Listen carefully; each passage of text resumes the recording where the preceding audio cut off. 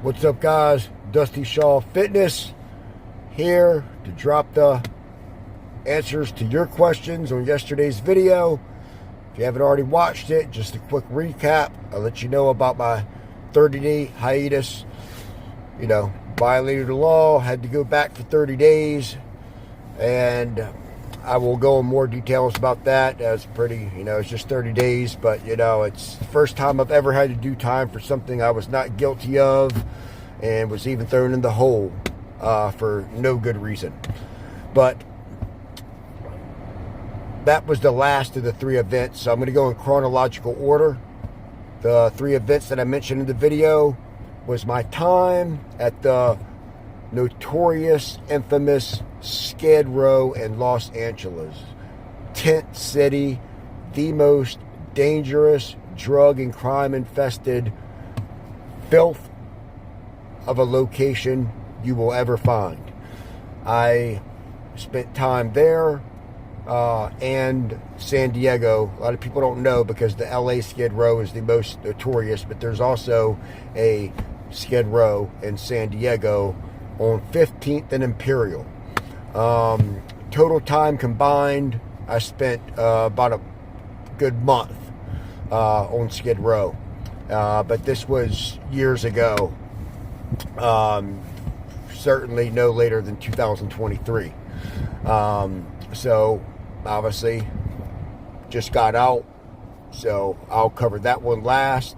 We'll start with my first stop. I went to Chris Lieben from the UFC, was a good contact for me. I was looking to get clean. What ended my professional fighting career was the knee injury, which led me to a pain pill addiction. And then I started stacking other drugs on top of it, mainly benzodiazepines. Became a poly addict. Chris Lieben, who I briefly trained with prior, also ended his professional fighting career due to opiate pain medication and drug addiction. So my contact through him, he was able to get me into La Jolla Recovery, and La Jolla, which is a upscale, high, rich end of San Diego, one of the nicest areas in California and in the continental United States. That's actually where his gym is located. It's actually located right down the street strategically from the rehab he went to.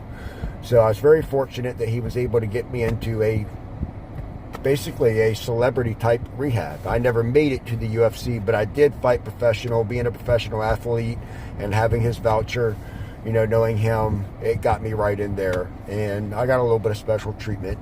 But I completed the detox and the first initial 30 days inpatient treatment. And then I was going to go to outpatient and then sober living. Fortunately, I had to fly back to Virginia for a court date I had to show up for. And they had ran out of my medication a good 3 days prior. So by the time it was time to go board the plane, I was back in full-blown withdrawal. And anyone that knows anything about that, nobody's going to get on a 10-hour flight in full-blown opiate and benzo withdrawal. So one thing about that area, there's just people openly doing drugs. Every kind of drug you can think of on the streets. From corner to corner, you'll see people shooting up, hitting foil, amphetamines, fatty, anything you can think of. It's so plentiful being right there on the border that people will literally just turn you on for free. So anyway, I went to just get well enough to be able to not be sick on the flight. Well, benzos are no joke. You can die from them. You have seizures. And I was not able to get well enough, but I still went ahead and went to get on my flight. Mentioned in the past video, there's a conspiracy going on. It's not just something I'm making up. I talked to tons of people in the streets there. This is a very common occurrence. You can even read about it online, where the rehabs send you out to relapse so they can bring you back in and keep charging your insurance. And the airports When they see addicts, they will lose their luggage with their IDs. What happens then? If you don't have an ID, you can't get another flight. If you don't have an ID, you can't go to DMV to get new IDs. So then you're stuck. I can't count the people I met there, that similar situation, they were stuck forever. Fortunately, I had a loving wife that flew all the way out from the East Coast to West Coast to get me. But I'm going to tell you one of my top craziest stories from the San Diego Skid Row. Then I'll go to one of the top craziest stories from the main Skid Row in Los Angeles, which is right around 5th Street between Main and Central. It's downtown. It's right off of Highway 10. Just Google it. There's tons of documentaries on it. This place is insane. All right, just tent after tent after tent, syringes all over the streets, people knotted out, people overdosed that have been there for days, maggots eating their flesh. In San Diego's Skid Row, which is at 15th and Imperial all the way down to the train station, is the same exact thing. It's just a little smaller, more condensed version of it, but doesn't get quite the or near the media attention as LA Skid Row, but I assure you it's just as bad, just not, I mean, it's actually much closer to the border. All right, so you see a lot more Mexican American gangs, you know, Serenos, cartel members. I've seen a lot of that. The one that really blew my mind is had a friend there named, we'll call him Pedro. That's close to his name, but I'm not going to use anyone's real names because he's well known there. But he was from Mexico. He was a drug mule and got busted and ended up stuck in San Diego. And I used to frequently talk to him about why there were so many cops that couldn't speak English and why I seen so many cops doing drug deals. And this is someone I trusted very well. This was a very smart guy. You don't get into the cartel without being smart and knowing stuff. Them guys know stuff. And as I got to know him real well and we gained rapport and trust, he was able to tell me that the reason was because the cartel has infiltrated the police force in San Diego and other areas of California. And I remember the way he told me. I remember this day, man. He leaned into me and he said, "Look, Dusty, I'm going to tell you this one time and one time only, and don't you repeat it." He said, "It's because they're the cartel." He said, "Your country is effed. You guys are so infiltrated, you have no idea how bad things are. And if Trump does send in the special operations over there, we have no idea how many cartel and terrorist sleeper cells are over here just waiting for that to happen before they just unleash and unload." So, and like I said, this is a guy of high integrity. Despite his past, I trust he wouldn't BS me. I know him. All right. And when my wife came to get me, that's the only guy I introduced her to, because if it wasn't for him, I would have never made it out. And I'm going to tell you why. So, obviously, I'm white. My past history, you know, obviously my social group, or, you know, would it be hyperbolic and say gang affiliation, would have been the whites. All right. In California, penal system, and I even seen it on the streets there, the whites align with the Southsiders, the Serenos. If you go into the jails there, you'll see the day room split up between the whites and the Southsiders. On the other side of the day room, you'll see the blacks and the northerners and the others. The others are just any other race besides blacks, whites, or Hispanics. Northerners are from Northern California. Southerners are from Southern California. Pretty simple to understand there. All right, so that's Serenos, Southsiders, Norteños, Northerners.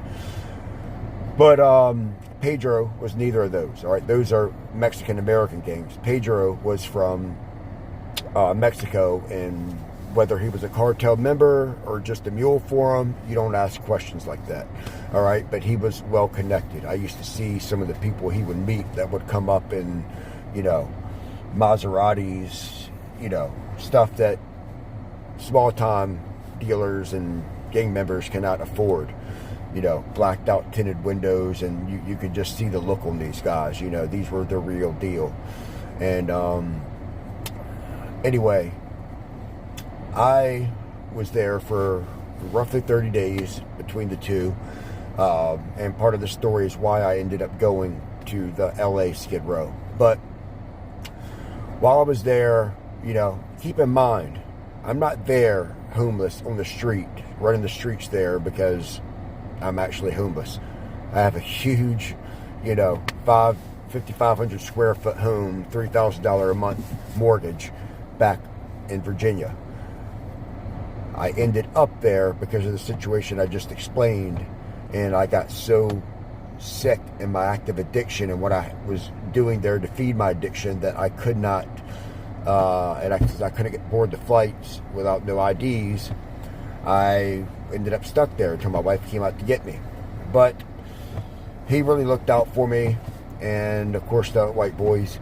But I felt bad for him just consistently supplying my habit. So I said to him one day, I said, look, man, I'm really beginning to feel uncomfortable just taking and taking and taking, what you offer. You've looked out for me so much. Please tell me there's something I can do to, reimburse you, to pay you back. And so I said, no, man, I don't want you wrapped up in this. This is serious stuff. Man, you need to get back home to your family. I said, look, man, I'm no stranger to the streets.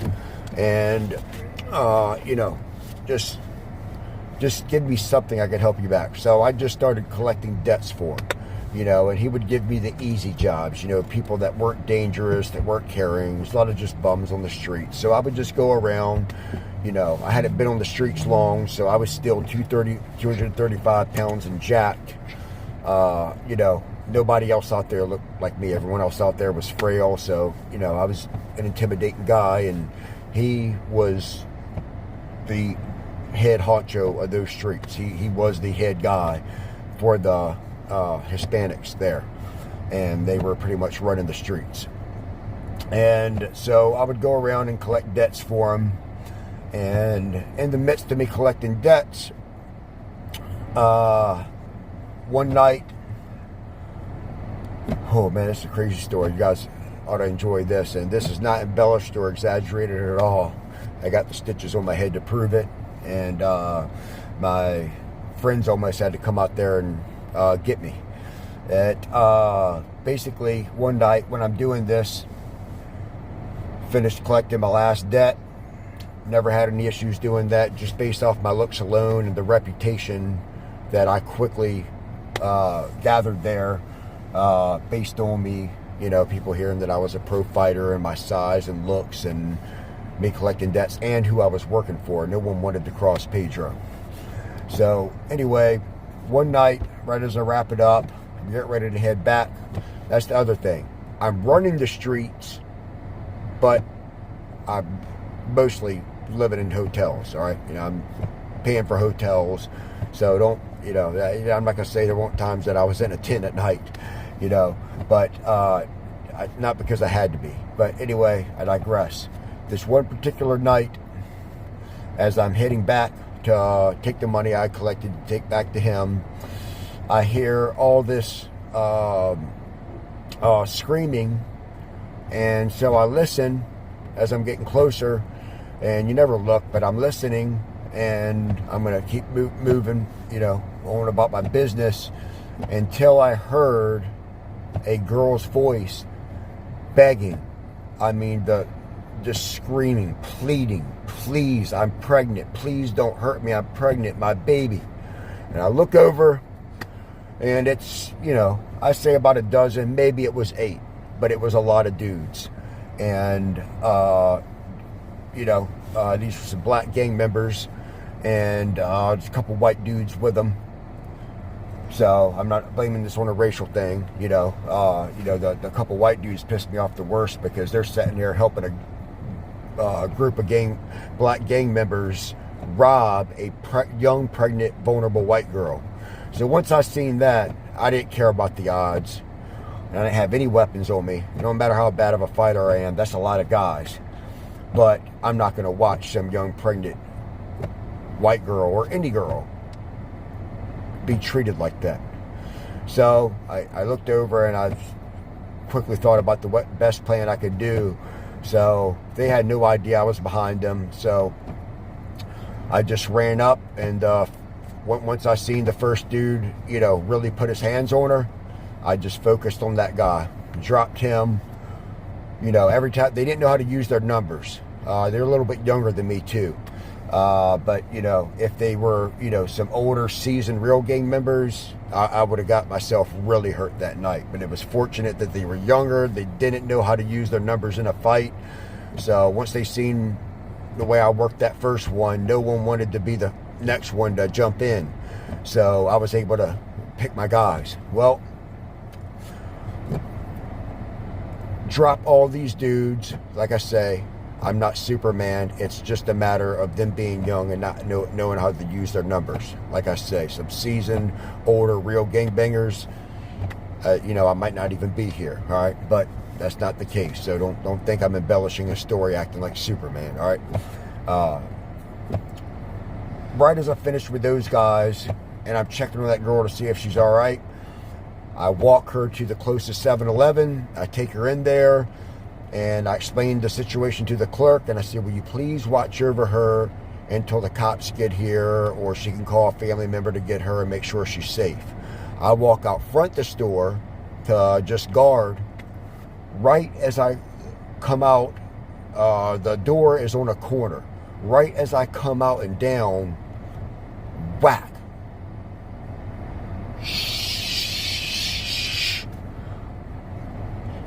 Hit with the largest can of what I believe was bear mace. I've been incarcerated before, but I have never been hit. It felt like a fire hydrant level of pressure that hit me right in my eyes. And because I wasn't expecting it, my eyes were open, and I ate it right in the eyeballs.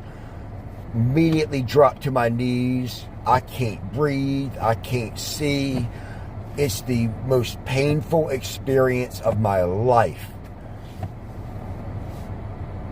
I can hear a female's voice talking shit, but I'm so discombobulated from the bear spray that all I'm trying to focus on is feeling my way around, get to my feet. I take off running.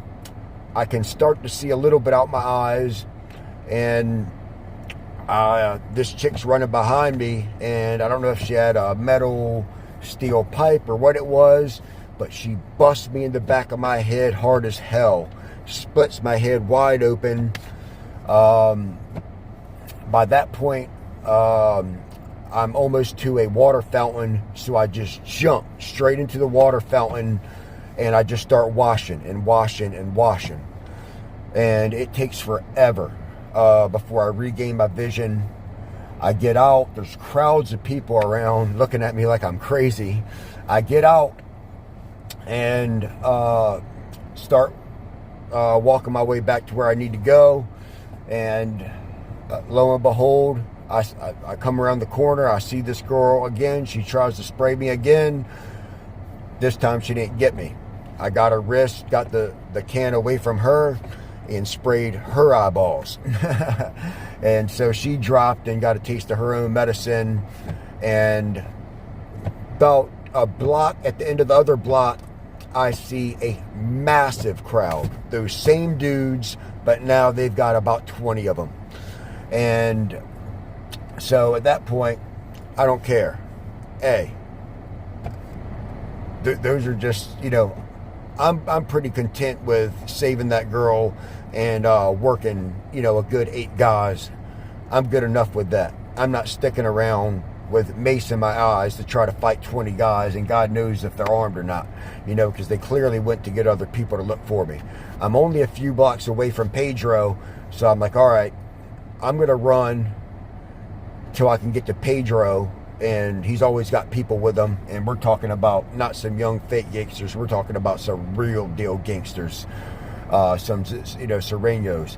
So I say, all right, these guys ain't as athletic as me, they ain't gonna, outrun me. So I run to the tent, and I get there well ahead of them, and I was like, Pedro, it's an emergency. Do you have anything? I don't want to blow your spot up. Is there anything going on? I got some people chasing me, but I don't want to bring no heat to your tent if something's going on. So let me know if I need to just keep running. He comes out. He's got 2 other dudes with him, some heavy hitters. And they're like, no, dude, we got you. Let's go find them. I said, oh, no, they'll be coming up any second, so let's meet at the next block. So we start walking. They come around the corner. They see who I'm with, and they just split and take off running. All right? They ran for dear life. We weren't worried about chasing them. And so anyway, next day rolls around, and one of the head neighborhood Crips comes up, and I wasn't there. I was off somewhere else, and talks to Pedro and says, hey, look, man, they lied and changed the story and said that the girl that had maced me and split that night I had to get the EMTs to stitch my head. I ended up at Scopes, was it, babe? Hospital.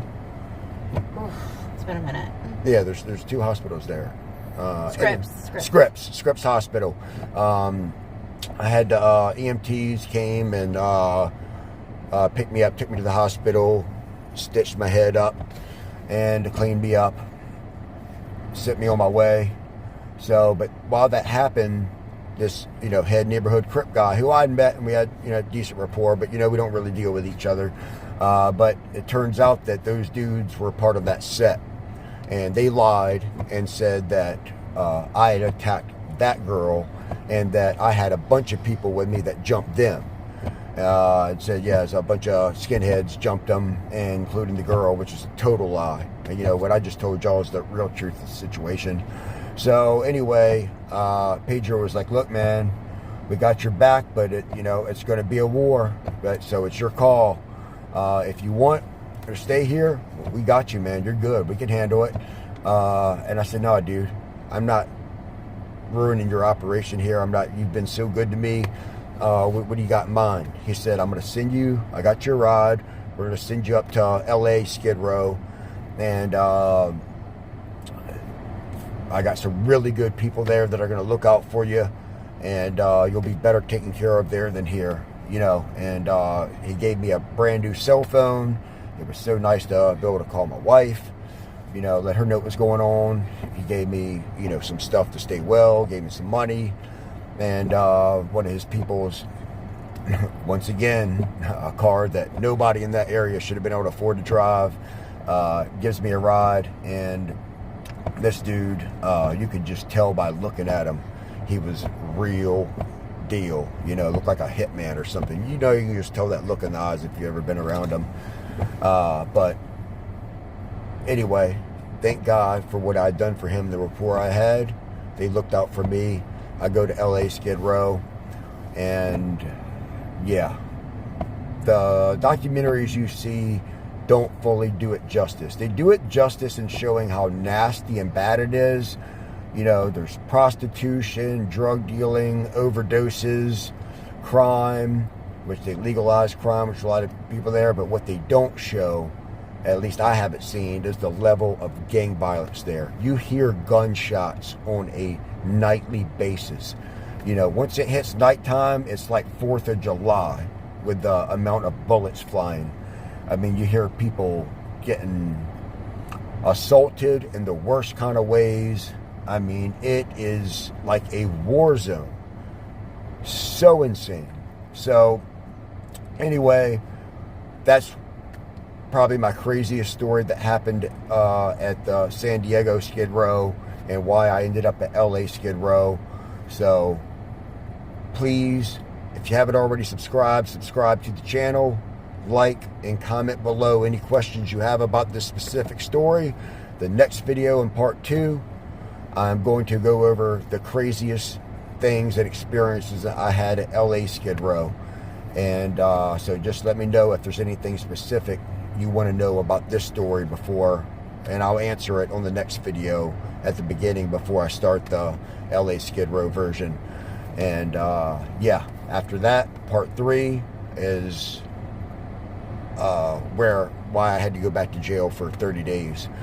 So quick recap: San Diego, Skid Row,